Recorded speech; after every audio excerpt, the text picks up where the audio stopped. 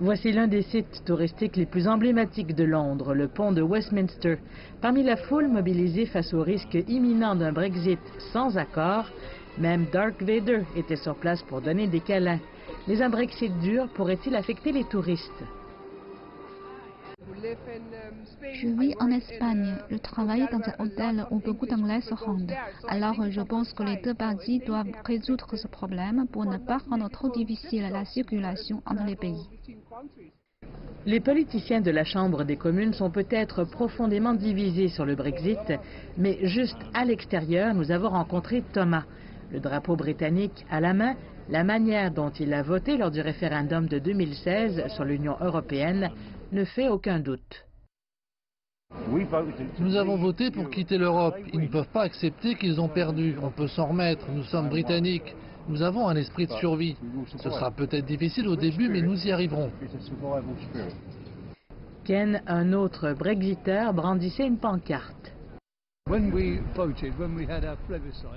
Lorsque nous avons voté, on nous a demandé de rester ou de partir. Aucun accord signifie rester. Dans le comté de Staffordshire, l'ancien secrétaire d'État des Affaires étrangères Boris Johnson a dénigré la première ministre. Il ne pense pas que retarder le départ du Royaume-Uni de l'Union européenne soit une bonne idée. Cela affaiblit encore une fois notre position de négociation. Et je pense que le public aurait une impression forte et tout à fait justifiée d'un complot de la part d'élites visant à contrecarrer le Brexit.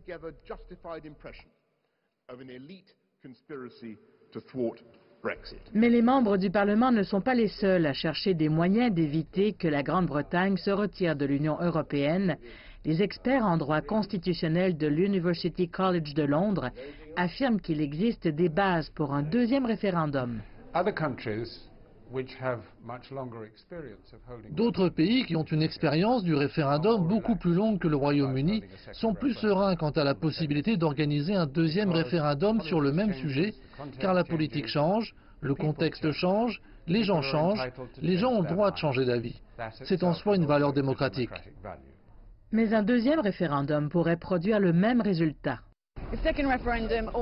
Deuxième référendum ou pas, 2 mois et demi avant le départ prévu du Royaume-Uni de l'Union européenne, le 29 mars, un Brexit dur est une réalité bien réelle, dont les conséquences seraient catastrophiques pour les citoyens, l'économie, les entreprises, pour ne citer que ces domaines. L'argument a été avancé, il en va de même pour l'Union européenne, mais Bruxelles a publié vendredi des lignes directrices précisant son mandat de négociation pour les pourparlers commerciaux avec les États-Unis. Alors l'Europe va de l'avant en regardant vers l'avenir, alors que le Royaume-Uni continue son monologue intérieur.